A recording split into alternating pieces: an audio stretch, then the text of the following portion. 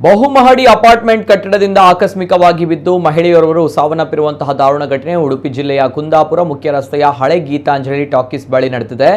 Apartment ನಿವಾಸಿ ಲಕ್ಷ್ಮೀ ಪ್ರತಾಪ್ ನಾಯಕ್ ಮೃತ ಮಹಿಳೆಯಾಗಿದ್ದಾರೆ.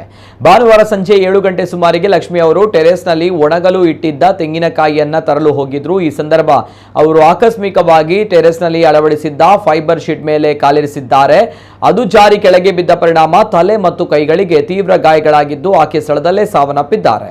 ಮಾಹಿತಿ ಪಡೆದ ಕುಂದಾಪುರ ಪೊಲೀಸ್ ಠಾಣೆಯ ಸಿಬ್ಬಂದಿ ಲಿಫ್ಟ್ ಪ್ರದೇಶದಲ್ಲಿ ಸಿಲುಕಿದ್ದ ಮೃತದೇಹವನ್ನ ಹೊರತೆಗೆಯಲು ಪರದಾಡಿದ್ರು. ಮೃತದೇಹವನ್ನ ಮೇಲಕ್ಕೆ ತರಲು ಅವರು ಲಿಫ್ಟ್ ಸುತ್ತಲೂ ಜೋಡಿಸಲಾದ ಕಬ್ಬಿಣದ ಸರಳುಗಳನ್ನು ಕತ್ತರಿಸಬೇಕಾಯಿತು.